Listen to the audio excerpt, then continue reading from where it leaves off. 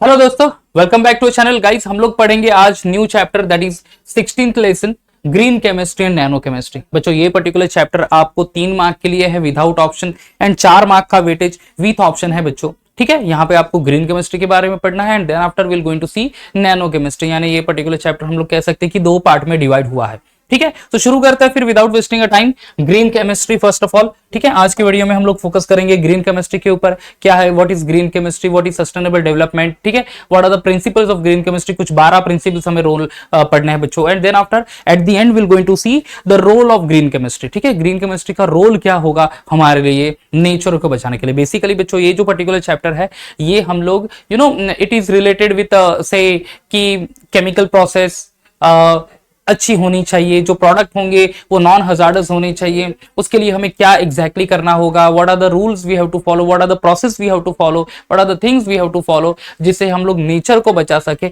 इसी के ऊपर फोकस करेंगे बच्चों। एंड बहुत ही इजी चैप्टर है, सिंपली पॉइंट आपको याद रखना है, आप आसानी से उस क्वेश्चन के आंसर अटेम्प्ट कर पाओगे। अंडरस्टूड? तो गाइस शुरू करते हैं फिर द ग्रीन केमिस्ट्री। पहले तो उसकी डेफिनेशन पढ़ लेते हैं। ग्रीन केमिस्ट्री की डेफिनेशन क्या है बच्चों? Definition, the green chemistry is nothing but it is the use of a chemistry for pollution prevention by environmentally conscious design of a chemical product and process that reduce or eliminate the use or the generation of a hazardous substance। हम लोग ऐसे कुछ chemical से process use करेंगे जिससे क्या हो जाएगा बच्चों, ये एनवायरमेंट को हेल्प करेगा। एनवायरमेंट को हेल्प कैसे करेगा? दैट विल रिड्यूस और eliminate the use or generation of a hazardous substance. तो हजार्डस सब्सटेंस को कम करना, हजार्डस सब्सटेंस को एलिमिनेट करना, हजार्डस सब्सटेंस का यूज कम करना एक्चुअली, या रिड्यूस करना, ये एक्चुअली मेजर एम रहेगा ग्रीन केमिस्ट्री का। समझ में आ गया क्या है? Green chemistry is the use of a chemistry for pollution prevention. देखो पहली ही लाइन है वहां पे, pollution prevention. Understood? So it is use for what? For the pollution prevention। Understood? That is used for the pollution prevention by environmentally conscious design of a chemical product and process that reduce और eliminate the use or the generation of a hazardous substance। So simply हम लोग इस chapter में as I said earlier कि हम लोग किसके ऊपर फोकस करने वाले हैं? हम लोग फोकस करने वाले हैं सिर्फ और सिर्फ कि पोल्यूशन का प्रिवेंशन कैसा हो, ओके, उसका रिडक्शन कैसा हो और एनवायरमेंट के लिए हार्मफुल ना हो, उसके रिलेटेड। अंडरस्टूड? ओके, देन आगे बढ़ेंगे गाइस। चलो तो फिर हम लोग ग्रीन केमिस्ट्री तो समझ लिए। What is sustainable development, that also will going to see. Sustainable development exactly क्या करता है? This it is the development that meets the need of the present. ठीक है, सस्टेनेबल डेवलपमेंट एक्चुअली हमें that meets the need of the present, हमारा जो present का जो नीड है उससे हमें मिलवाता है, without compromising the ability of future generation to meet their own need. ठीक है, तो हमें सस्टेनेबल डेवलपमेंट यानी that meets the needs of the present. Okay, present की जो हमारी नीड होगी, वॉट एवर एनवायरमेंट से रिलेटेड जो फ्यूल की नीड होगी, एनर्जी की नीड होगी, whatever it may be, तो वो उससे मिलवाता है without compromising the ability of a future generation to meet. Okay, future generation का भी ध्यान में रख के उनको भी ज्यादा प्रॉब्लम ना कि सारी चीजें हम ही यूज कर ले और फ्यूचर के बारे में हम सोचे ही ना, हमारी नेक्स्ट जनरेशन के बारे में हम लोग सोचे ना। ठीक है, तो ये सारी चीजें हमें सस्टेनेबल डेवलपमेंट में मिल जाती है बच्चों। ठीक है, तो गाइस आपको ये चीज याद रखनी है कि what is green chemistry, what is sustainable development. एक मार्क का क्वेश्चन आएगा। So the things which is written on the screen only, that only you have to express in the exam. Done with this? ठीक है, आगे बढ़ता है फिर। चलो, तो principle of a green chemistry, ये बहुत ही इंपॉर्टेंट टॉपिक है बच्चों। Total 12 principles as I said earlier. कितने प्रिंसिपल्स पढ़ने हैं? 12 प्रिंसिपल्स हमें पढ़ने हैं। अंडरस्टूड? और वही 12 principles we're going to understand the things क्या exactly वो principle है on the basis of explanation, on the basis of examples also। तो पहला green chemistry का principle शुरुआत करता है, the first one that is the prevention of a waste or by product। ठीक है, प्रिवेंशन ऑफ अ वेस्ट और by product, ये हमारे एक one of the principle of green chemistry है। तो जो भी हम लोग केमिकल मेथड बच्चों डेवलप करेंगे या फिर हमारे पास है कुछ भी प्रोडक्ट फॉर्म करने के लिए, कुछ भी रिएक्शन हम लोग प्रोड्यूस करते हैं, तब हमें एक चीज ध्यान में रखनी है कि वेस्ट प्रोडक्ट का प्रिवेंशन करना है या फिर वेस्ट प्रोडक्ट या बाई प्रोडक्ट का प्रिवेंशन करना है। अंडरस्टूड? उसके लिए क्या करेंगे? So to give priority for the prevention of a waste rather than cleaning up and treating waste after it has been created। ठीक है, now the main aim or the main principle is what? that is prevention of waste or byproduct, that is to give the priority for the prevention of a waste rather than cleaning up. Okay, waste को prevent करना, waste नहीं form होंगे वो देखना rather than उसको clean करना, ये हमारे लिए हो जाएगा. Now it is nothing but what, to develop the zero waste technology, that is called as a ZWT. ठीक है, क्या कहते हैं उसको, that is called as ZWT, which is zero waste technology. मतलब हमें ऐसी केमिकल रिएक्शंस प्रोसीड करनी पड़ेगी, ऐसी केमिकल रिएक्शंस डेवलप करनी पड़ेगी जहां पे वेस्ट प्रोडक्ट फॉर्म ही ना हो या फिर कम से कम वेस्ट प्रोडक्ट फॉर्म हो. In terms of ZWT in chemical synthesis, waste product should be zero or minimized. देखो, waste product should be zero. Okay, it should be zero or should be minimized. And it also aim to use the waste product of one system as the raw material of another system. ठीक है, यानी यहां पे हमें एक ये भी M रहेगा कि जो भी किसी सब्सटेंस का वेस्ट प्रोडक्ट होगा वो दूसरे सब्सटेंस के लिए एज अ रॉ मटेरियल हम लोग यूज कर सकते हैं. अंडरस्टूड. ठीक है, so that is actually called to, that is one of the principle, that is prevention of waste और द बाय प्रोडक्ट. पहले तो ये देखना है हमें ऐसी केमिकल मेथड डेवलप करनी होगी जहां पे कम से कम या बिल्कुल वेस्ट प्रोडक्ट फॉर्म ना हो, और इनकेस फॉर्म हो भी गया तो उसको हम लोग दूसरे किसी मेथड में यूज करेंगे as a main raw material. That is the main aim or main one of the principle of actually we can say prevention of a waste or byproduct. Understood? Clear हो गया बच्चों? Okay, तो done with this. तो पहली चीज तो ये हो गई कि प्रिवेंशन ऑफ वेस्ट प्रोडक्ट और बाई प्रोडक्ट ये करना है जहां पे ऐसी टेक्निक डेवलप करेंगे ना प्रोडक्ट फॉर्म हो, I mean to say by product form हो, या फिर फॉर्म हुआ तो वो as a raw material use करेंगे. That is one thing. चलो, done with this. Next one, atom economy. Okay, ये भी बहुत इंपॉर्टेंट है. केमिकल बहुत सारे महंगे होते हैं. ओके, केमिकल्स बनाने की प्रोसेस बहुत कॉस्टलियर होती है, तो जो भी हम लोग यूज करेंगे as a raw material, okay, तो मैक्सिमम उसका यूज हो. ओके, जैसे कि क्या है, मैक्सिमम ईल्ड हो हमें एज अ प्रोडक्ट का. जो भी रिएक्टेंट है, समझ लो ये रिएक्टेंट है and it forms the product. Whatever the mass of a reactant we are using, उतना ही या उतना ही मेन प्रोडक्ट में वो फॉर्म होना चाहिए. No doubt law of conservation of mass यहाँ पे एप्लीकेबल होता है कि प्रोडक्ट जो मिलेगा वो हमें उतने ही मास का मिलेगा जितना हम लोग रिएक्टेंट यूज करते हैं, राइट. बट एक चीज तो ध्यान में रखनी है कि जो हमें प्रोडक्ट मिलेगा यहाँ पे मेन प्रोडक्ट का यील्ड ज्यादा हो compare to the raw product. जैसे कि पहले हमने प्रिंसिपल पढ़ लिया यहाँ पे प्रिवेंशन ऑफ वेस्ट और बाय प्रोडक्ट, जहां पे minimum waste form, I mean to say by product form हो या फिर ना फॉर्म हो, वही मेथड हमें डेवलप करनी है. So let's see what is that atom economy.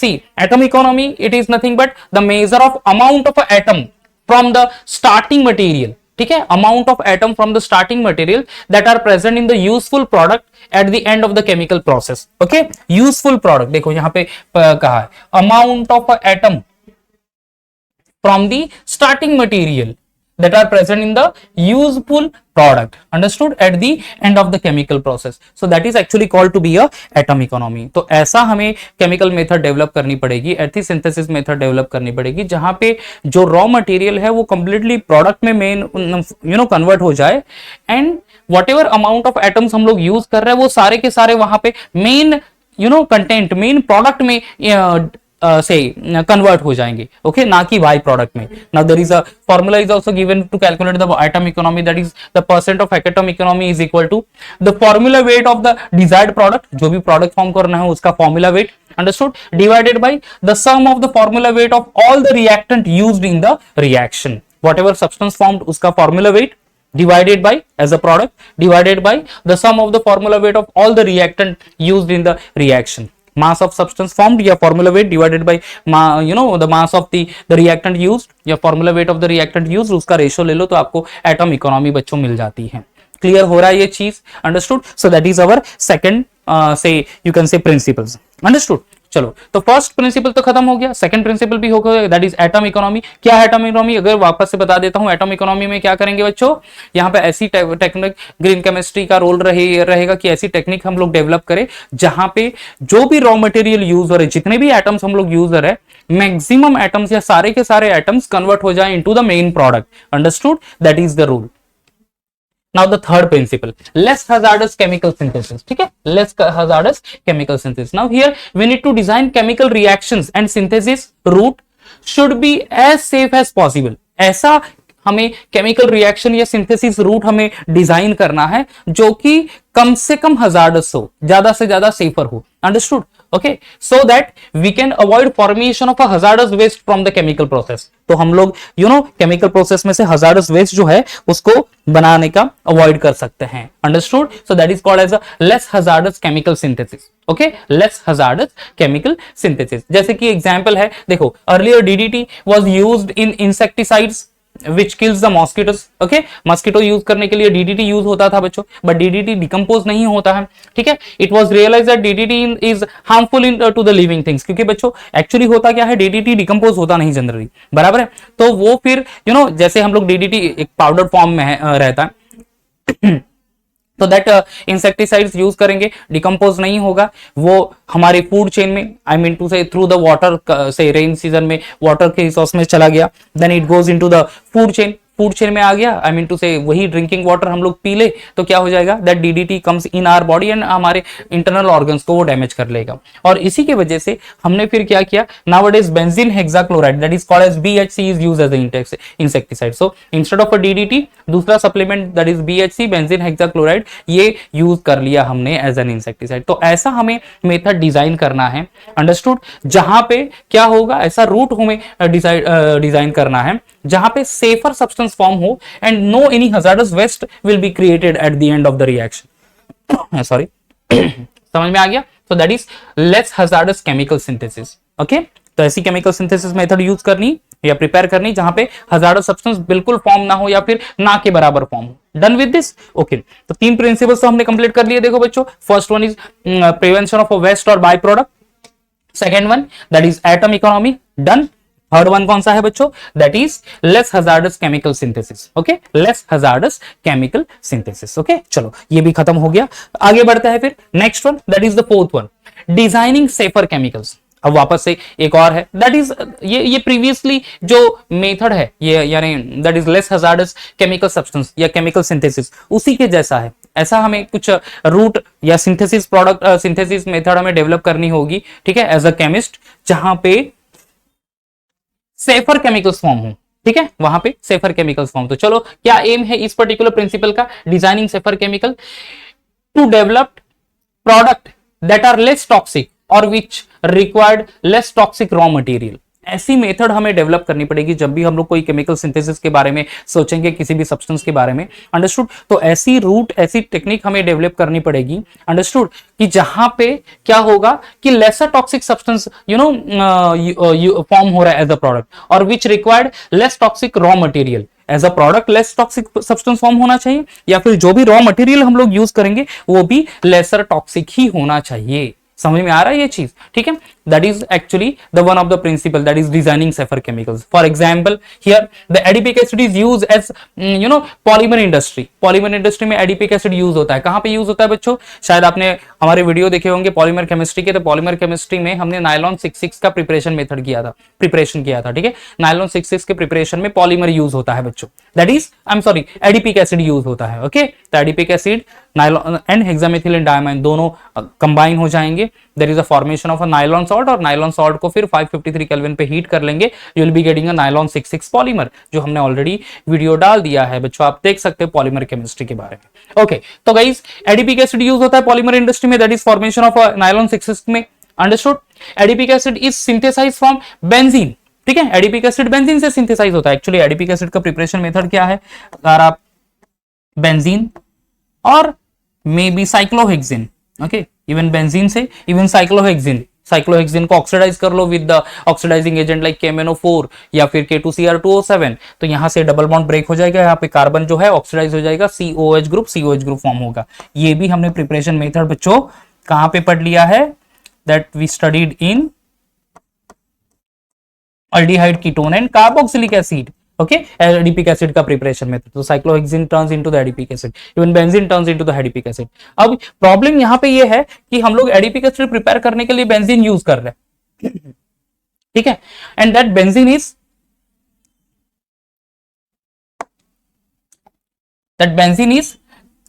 Carcinogenic.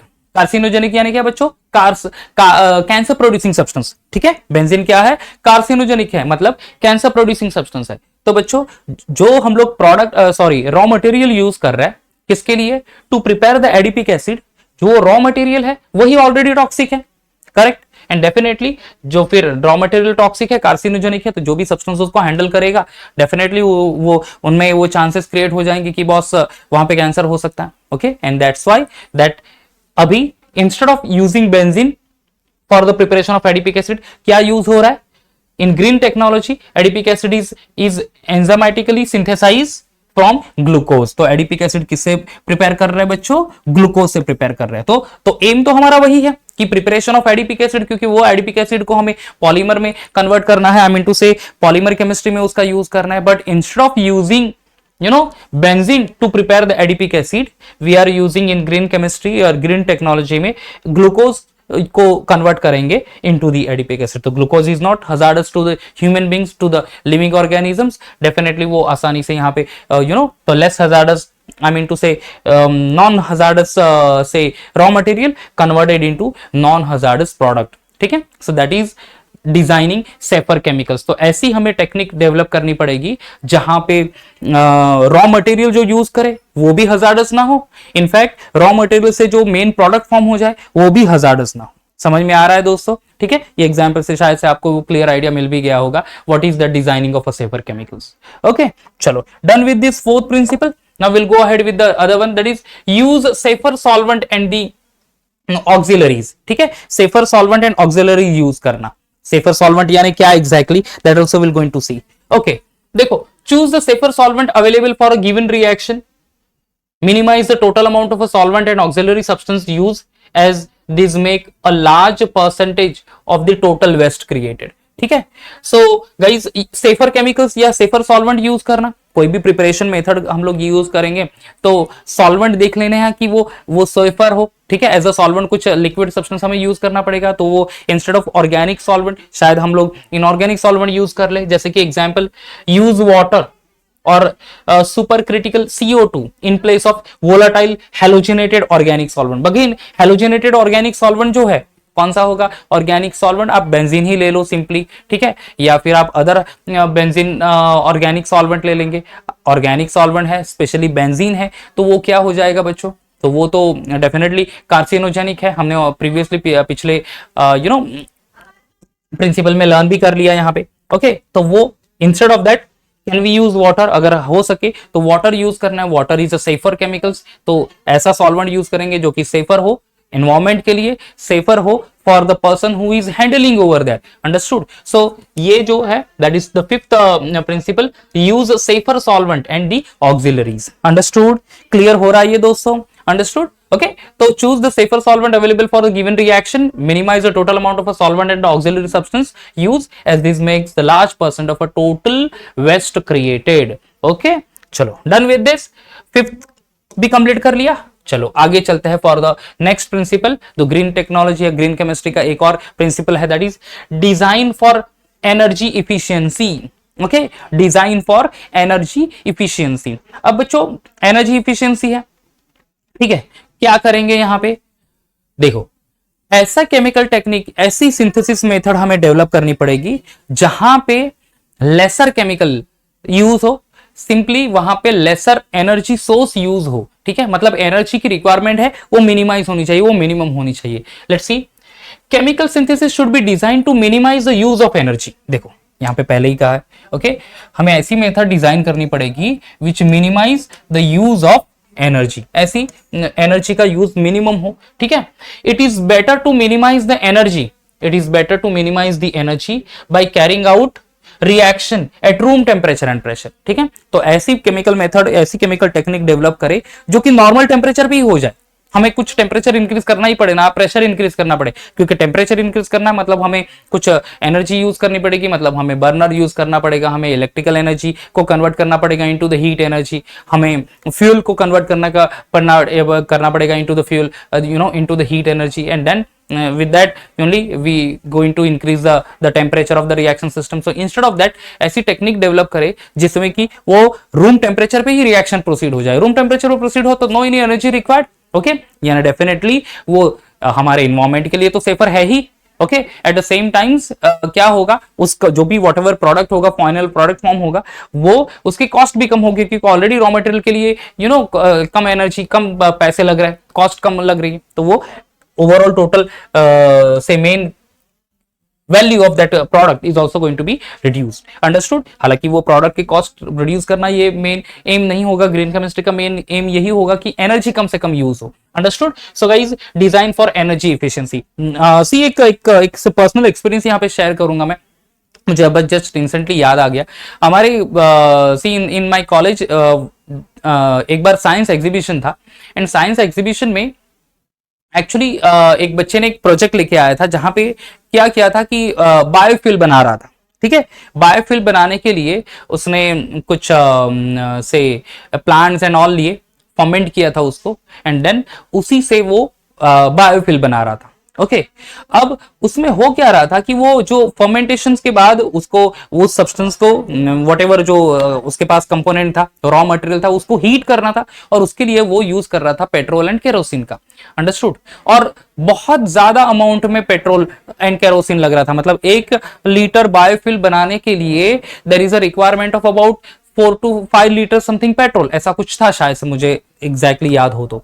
अब जब वो साइंस एग्जीबिशन में वो मेरे सामने रखा था वो प्रोजेक्ट, तब मैं कहा कि यार आप बायोफ्यूल बना रहे हो, दैट इज ओके, तब वो तो बहुत अच्छा है, वो एनवायरमेंट के लिए सेफर है, बट उसको बनाने के लिए कितना हमने दूसरा फ्यूल यूज किया, तो वो तो कॉस्ट बढ़ी गई। तो फिर जो पेट्रोल फिलहाल जो कुछ उस वक्त 70-80 रुपए लीटर में मिल रहा होगा, अभी वो 100, 120 वटेवर 106, 108, 110 रुपए में जो मिल रहा है, तो वो उसके यूज से हमने सिर्फ 4-5 लीटर यूज करके 1 लीटर बायोफ्यूल बनाया, और वो भी हमें मिल रहा है, तो फिर उसकी कॉस्ट कितनी होगी? एट द सेम टाइम कितनी फ्यूल यूज हुआ, ओके कितना उसका इनकम्प्लीट कंबशन हुआ होगा, उसके कितने पोल्यूशन हुआ होगा, तो सारी चीजें वहां पे एनर्जी रिक्वायरमेंट ज्यादा थी, eight the same time pollution हुआ, तो वो ऐसी टेक्निक को कोई भी एनकरेज नहीं करेगा, स्पेशली ग्रीन टेक्नोलॉजी। अंडरस्टूड। तो वो वहां पे उस बच्चे को समझाया मैंने कि बस ऐसे नहीं हो सकता कि आप एक फ्यूल बनाने के लिए दूसरे बहुत ज्यादा फ्यूल यूज कर ले जो कि इन्वायरमेंट को पूरा ही डिस्टर्ब कर ले।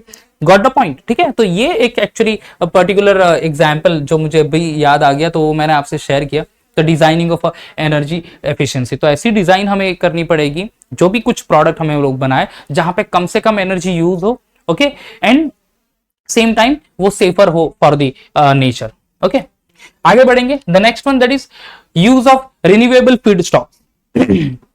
रिन्यूएबल फीडस्टॉक्स, ठीक है, तो यूज ऑफ रिन्यूएबल फीडस्टॉक्स यानी क्या? The use chemical which are made from renewable energy. Renewable energy यानी प्लांट बेस्ड एनर्जी, ठीक है, sources then the other sources that is crude oil. तो ऐसे हमें से फीडस्टॉक यूज करने पड़ेंगे फॉर एनर्जी पर्पस ओनली, जो कि प्लांट बेस्ड हो instead of crude oil based हो। क्रूड ऑयल डेफिनेटली बहुत महंगा है, उसकी रिफाइनिंग प्रोसेस उसका eight the same time limited quantity में है भी नेचर में, ठीक है। हमारे फ्यूचर जनरेशन ग्रीन केमिस्ट्री का मेन रोल तो यही है कि सॉरी फ्यूचर जनरेशन के लिए हमें रखना है whatever crude oil, whatever this fossil fuel we are having actually, तो वो हमें नेक्स्ट जनरेशन के बारे में भी सोचना है। अंडरस्टूड। अगर हम लोग नहीं सोचे और हम अपनी बात सोचे तो फिर ये प्लांट पे हम लिविंग ऑर्गेनिज्म को रहना मुश्किल हो जाएगा बच्चों। अंडरस्टूड। ओके, तो गाइस ऐसे कुछ एनर्जी रिसोर्सेस हमें ढूंढने पड़ेंगे जो कि क्रूड ऑयल का कुछ रिप्लेसमेंट हो, सब्सटीट्यूट हो। अंडरस्टूड। लाइक प्लांट बेस्ड कुछ सोर्सेस हमें यूज करने हैं। Here the over exploitation of non renewable feedstock will deplete the resources. Non renewable feedstocks हमने यूज कर लिए लाइक क्रूड ऑयल, तो फॉसिल फ्यूल्स, तो फिर वो रिसोर्सेस डिप्लीट कर लेंगे and future generation will be deprived. Moreover, the use of these non-renewable sources puts the burden on the environment also, ठीक है। तो बर्डन के इन्वायरमेंट के ऊपर भी बर्डन आ जाएगा। कैसा बर्डन आ जाएगा? पोल्यूशन का बर्डन आ जाएगा। वहां पे ग्रीन हाउस गैसेस वहां पे प्रोड्यूस हो जाएंगे, ज्यादा CO2 फॉर्म हो गया, उतना टेम्परेचर एंड एवरीथिंग, तो पूरा जो हमारा एनवायरमेंट है वो डिस्टर्ब हो जाएगा गाइस। तो ऐसे हमें केमिकल्स यूज करने होंगे for the energy purpose if it is required in that particular process, जो कि लेसर पॉल्यूटेड हो या फिर लेस पॉल्यूशन क्रिएट करे। You got the point. Okay, चलो 7th principal is done. 8th principal के पास जाएंगे, रिड्यूस डेरिवेटिव्स। हाँ, ये भी बहुत एक चीज है जहां पे हमें फोकस करना है। जब भी हम लोग कोई एनर्जी कोई भी टेक्निक डेवलप करेंगे, तो कभी कभार ऐसा होता है कि एक सब्सटेंस बनाने के लिए पहले डेरिवेटिव्स में कन्वर्ट कर लेते हैं and then derivatives is converted into the main product. तो गाइस ऐसी हमें कोई सब्सटेंस या फिर टेक्निक देखनी है जहां पे सीधा reactant will turns into the product, with the limited steps, multiple steps ना हो। मल्टीपल स्टेप्स जितना होगा उतनी एनर्जी कंजम्पशन ज्यादा होगी, उतना ही वो नेचर के लिए हार्मफुल होगा। तो बेटर वे कम स्टेप्स में एंड देन फाइनल प्रोडक्ट की तरफ चले जाए, ऐसी टेक्नोलॉजी डेवलप करनी है। Say for example unnecessary derivatives should be minimize और अवॉइडेड इफ पॉसिबल। जो भी डेरिवेटिव्स फॉर्म हो रहे हैं, डेरिवेटिव्स यानी क्या बच्चों, समझ लो मुझे बेंजीन प्रिपेयर करना है, जस्ट सिंपली बेंजीन प्रिपेयर करना, ओके ऐसा कुछ कंपाउंड है, ऐसा कुछ रिएक्शन है, तो इंस्टेड ऑफ बेंजीन पहले टोलिन प्रिपेयर करें and then toluene turns into the benzene. यहाँ पे CH3 ग्रुप हट जाए या फिर OH ग्रुप फिनॉल अगर होगा तो व्हाटएवर सब्सटेंस होगा and then it turns into the benzene. तो ये toluene is actually called to be a derivatives of a benzene. Understood, समझ में आ गया? या फिर आप नाइट्रो ग्रुप अगर है तो nitrobenzene is one of the derivatives of benzene, so that is called derivatives only. तो ऐसे हमें टेक्निक डेवलप करनी पड़ेगी जहां पे मिनिमाइज हो जाए डेरिवेटिव फॉर्म करना, ठीक है, या फिर कंप्लीटली अवॉइड हो जाए if possible, because such steps required additional reagent and can generate waste. तो जो भी हम लोग यूज करेंगे derivative, I mean to say derivatives होंगे तो एडिशनल रिएजेंट यूज करने पड़ेंगे एंड एडिशनल रिएजेंट यूज कर लिए तो डेफिनेटली वेस्ट प्रोडक्ट वहां पे फॉर्म हो सकता है, वो इन्वायरमेंट के लिए हार्मफुल ही रहेगा।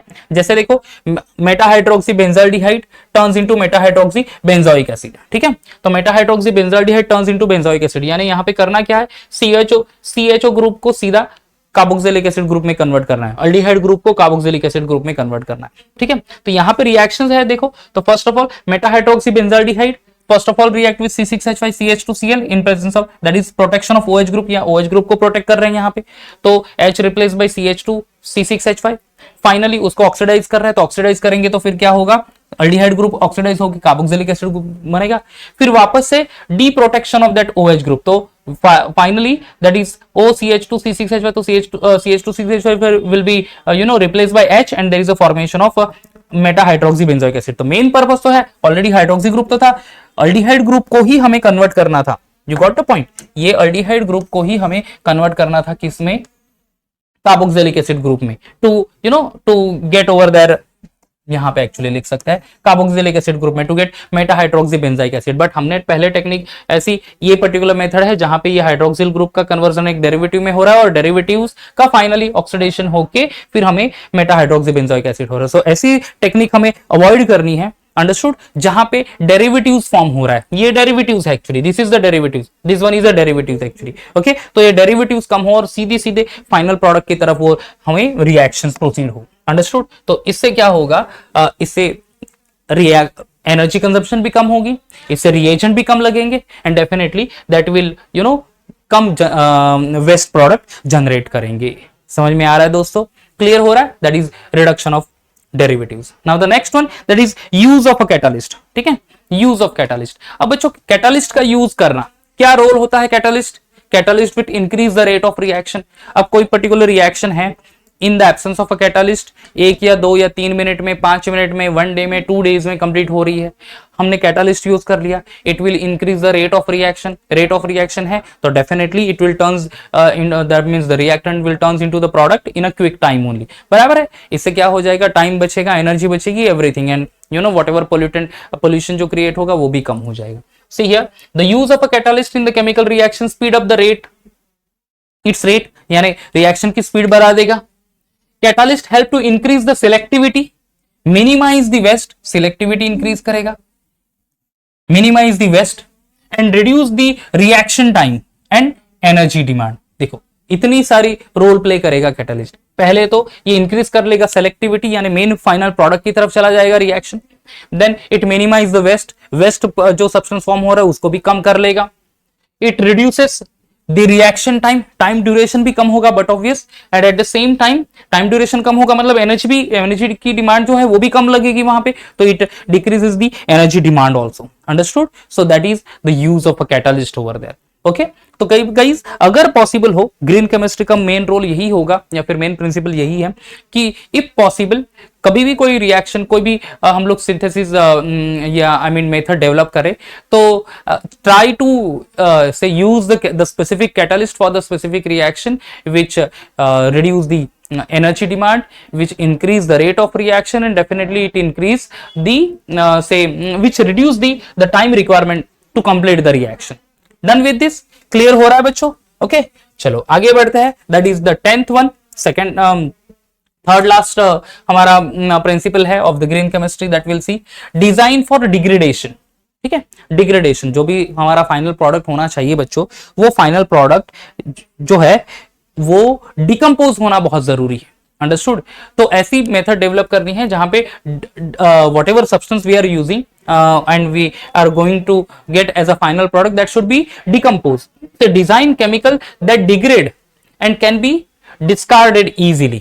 Degradation होना चाहिए, ठीक है, and then discard हो जाना चाहिए easily. So ensure that both chemicals and their degradation product are not toxic, बायोएक्यूमुलेटिव और इन्वायरमेंटली परसिस्टेंस। ठीक है, वॉट एवर सब्सटेंस हम लोग यूज करेंगे एंड फॉर्म करेंगे इन the chemical reactions only, in the technique only, तो वो डिग्रेड यानी बायोडिग्रेडेबल, उसके ऊपर माइक्रोब्स अटैक करके वो डिकम्पोज होने चाहिए, डिस्कार्ड इजीली हम लोग कर सकते हैं। And both the chemicals and their degradation product, जो भी डिग्रेडेड प्रोडक्ट है वो टॉक्सिक नहीं होने चाहिए, they should be non toxic. समझ में आ रहा है बच्चों? That is the design for degradation.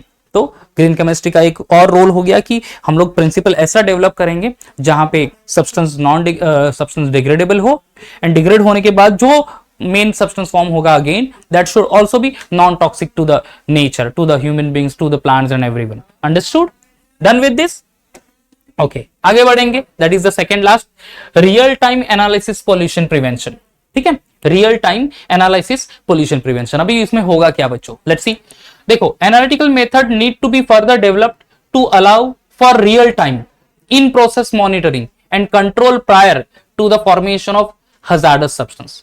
मतलब analytical methodology should be developed और modified so that continuous monitoring of the manufacturing and processing unit is possible. ऐसी मेथड हमें डेवलप करनी पड़ेगी जहां पे कंटिन्यूस उस प्रोसेस को मॉनिटर कर सके हम लोग। ओके, कि किस तरह का प्रेशर वहां पे लग रहा है या फिर है कि नहीं, टेम्परेचर क्या है एग्जैक्टली, उसकी जरूरत है या नहीं, कौन सा सब्सटेंस फॉर्म हो रहा है, कौन सा बाई प्रोडक्ट फॉर्म हो रहा है इन अ पर्टिकुलर स्टेप्स, एवरीथिंग अच्छे से। Real time analysis pollution prevention यानी रियल टाइम में प्रोसेस जो हो रही है, जो भी टेक्निक हम लोग डेवलप करके सिंथेसिस मेथड डेवलप किए, तो एक पर्टिकुलर प्रोसेस फॉलो की, तब हमें क्या एग्जैक्टली पोल्यूशन में कुछ अफेक्ट हो रहा है, उसका पोल्यूटेड सब्सटेंस फॉर्म हो रहा है या नहीं हो रहा है, तो everything actually that should be analyse, that should be checked. So that sort of a method we need to develop. So analytical methodology should be developed or modified so that continuous monitoring of the manufacturing and processing, जो process हो रही है processing method, उसकी भी monitoring होनी चाहिए, जो manufacture substance हो रहा है उसकी भी कंटिन्यूस मॉनिटरिंग होनी चाहिए। ये पॉसिबल होना चाहिए, ऐसी ही मेथड हमें डेवलप करनी है। ऐसा नहीं है कि एक पर्टिकुलर चेंबर में हो रहा है रिएक्शंस एंड ऑल और हम लोग उसको देख भी नहीं पा रहे, हम लोग उसको टेस्ट भी नहीं कर पा रहे। Now the next one, that is safer chemistry for accident prevention. That is also one of the important principle actually. ठीक है? Now we need to develop chemical processes that are safer and minimize the risk of accident.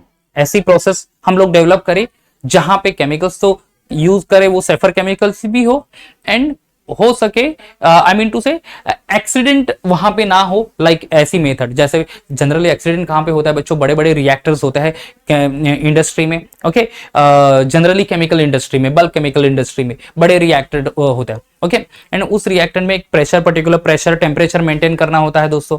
अब वहां पे कभी by mistake कुछ error आ गया, कभी कुछ टेक्निकल फॉल्ट आ गया, उसके वजह से वो जो बड़े रिएक्टर्स होते हैं, 1-2 फ्लोर के हाइट के तक वो रिएक्टर होता है, और वो वहां पे बड़ा सा ब्लास्ट हो सकता है। बहुत सारे आपने देखा भी होगा कि यार कुछ केमिकल फैक्ट्रीज में एक्सीडेंट हो गया, वहां पे रिएक्टर फट गया एंड ऑल। तो उससे क्या होगा? उससे डेफिनेटली पोल्यूशन तो क्रिएट होगा ही वहां पे।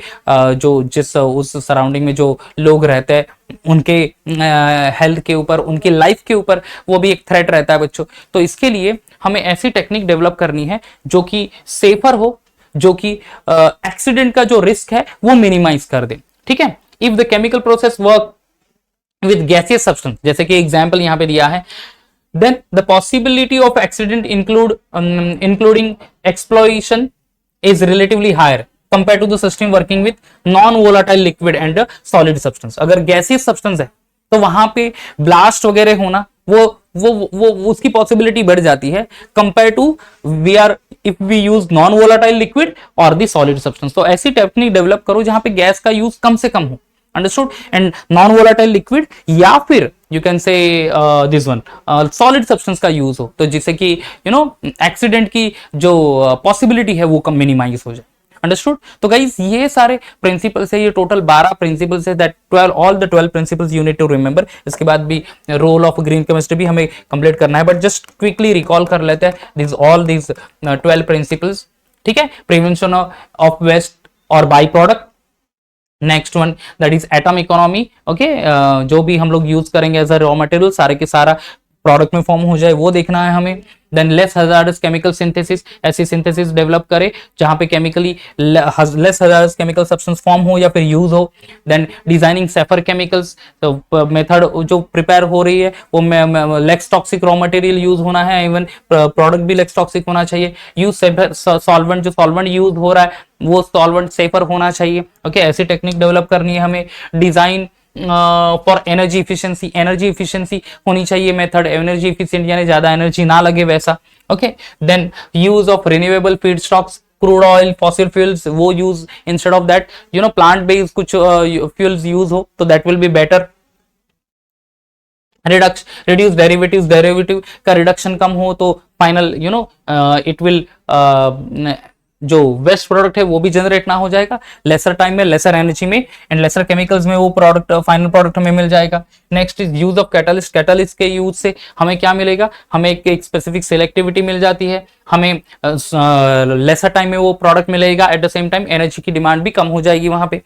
Then next is real time analysis, pollution prevention. Okay, analytical method ऐसी डेवलप करनी चाहिए जहां पे हमें रियल टाइम में कंटिन्यूस मॉनिटरिंग हो जाए, रॉ मटेरियल की भी, प्रोसेसिंग मेथड की भी, as well as final product की भी। And the last one that is safer chemistry for accident prevention. Accident के लिए generally gases substance, gases reaction में ज्यादा एक्सीडेंट होने के चांसेस है, तो वहां पे हमें देखना है कि ऐसी टेक्निक डेवलप करें जहां पे गैस का कम से कम या मिनिमम यूज हो एंड सॉलिड सब्सटेंस और नॉन वोलेटाइल लिक्विड यूज हो वहां पे। ओके, तो गाइज ये सारे 12 प्रिंसिपल्स जो हमने लर्न कर लिया। Now will go for the next one that is the role of green chemistry. ठीक है, the role of what is actually the main role, so the main point I have wrote over here. Now the green chemistry approach recognize that the earth does have a natural capacity for dealing with waste and pollution that society generates. It is only when that capacity exceeds that will become unsustainable. ठीक है, तो green chemistry का ये मानना है कि already nature के पास इतनी कैपेसिटी तो है कि वॉटेवर जो चीजें क्रिएट हो रही है वो यू नो वो उसको डाइजेस्ट करे, आई मीन टू से उसको वो मिनिमाइज कर ले वॉटेवर पोल्यूशन, बट वही लिमिट एक्सीड हो गई पोल्यूशन क्रिएशन की एंड ऑल, तो फिर वो यू नो वो कंट्रोल करना मुश्किल हो जाता है नेचर के लिए। एंड दैट्स वाई हमारा रोल बहुत इंपॉर्टेंट हो जाता है as a human being, as we are living on this planet. तो हमारा रोल बहुत इंपॉर्टेंट हो जाता है कि हमें ऐसी टेक्निक डेवलप करनी है कि वहाँ पे पोल्यूशन कम हो, कम टाइम में हो, कम एनर्जी में वो method I mean main product मिले हमें, hazardous substance as a raw material as a main product वो कम से कम यूज करे एंड नॉन हजार्डस सब्सटेंस ही फॉर्म हो जाए। ठीक है, तो ग्रीन केमिस्ट्री का रोल ये है to promote the innovative chemical technologies. ठीक है, ये प्रमोट करेगी innovative chemical technologies that reduces or eliminate the use or generation of hazardous substances in the design, manufacture and use of a chemical product. ठीक है, the role of green chemistry is the green chemistry help to reduce capital expenditure, capital भी you come use करेगा, to prevent pollution, that is the main important part कि green chemistry का role ये होगा कि ये prevent करेगा pollution को। green chemistry incorporates pollution prevention practice। ठीक है, it incorporated with the pollution prevention practice in the manufacturing of a chemicals जब भी मैन्युफैक्चर करेंगे तो ये ग्रीन केमिस्ट्री का मेन प्रिंसिपल होगा कि कम से कम pollution वहां पे क्रिएट हो। And promotes pollution prevention and industrial ecology. Green chemistry is a new way of looking at the chemicals and their manufacturing process. Okay, it is one of the new way to look at the chemicals and the manufacturing of the chemicals to minimize the any negative environmental effect. ठीक है, तो green chemistry का role यही होगा कि वो इस तरह से केमिकल्स को तरफ ध्यान दे जहां पे नॉन हजार्डस सब्सटेंस ही यूज करें हम लोग एंड नॉन हजार्डस सब्सटेंस ही फॉर्म हो, वो भी कम केमिकल, कम एनर्जी इफिशिएंसी यूज करके एंड कम टाइम में, जो कि इन्वायरमेंट के लिए सभी तौर पे यू नो अच्छा रहेगा। Green chemistry help to protect the presence of ozone, ठीक है, ओजोन को प्रोटेक्ट करने के लिए भी ये हमें यूज हेल्प करेगा in the stratosphere, essentially for the survival of life on the earth, ठीक है। And it also useful in controlling green house effect, that is global warming. तो ग्रीन केमिस्ट्री का मेन रोल ये भी रहेगा कि वो ओजोन का डिप्लीशन ना होने दे, एंड ऑल्सो ग्लोबल वार्मिंग, यानी डेफिनेटली जो ग्रीन हाउस गैसेस है उसका प्रोडक्शन भी ज्यादा ना। Understood guys? तो ये एक रोल प्ले रहेगा ग्रीन केमिस्ट्री का हमारे लिए, और इसीलिए हमें अगर इस पर्टिकुलर प्लेनेट पे जीना है, ठीक है, और लंबे हमारी जनरेशंस टू जनरेशंस इस पे यहाँ पे सर्वाइवल करे, तो हमें नेचर के बारे में बहुत सोचना होगा। एंड हमें ग्रीन केमिस्ट्री, ग्रीन टेक्नोलॉजी ये हमें एक पर्टिकुलर वे बताएगी जो ऐसे डेवलप्ड टेक्निक डेवलप करने के लिए प्रमोट करेगी और एनकरेज करेगी, जहाँ पे हम लोग मिनिमम रॉ मटेरियल यूज करें, मैक्सिमम प्रोडक्टिविटी पे चले जाए, with the lesser capital, with the lesser hazardous substance, with the lesser pollution and with the lesser energy requirement. Understood guys? तो यहाँ पे guys ये वीडियो को मैं खत्म करता हूँ। नेक्स्ट वीडियो में green chemistry and nano chemistry, green chemistry तो अभी खत्म हो गया, नैनो केमिस्ट्री के बारे में हम लोग पढ़ेंगे। तब तक bye bye and take care.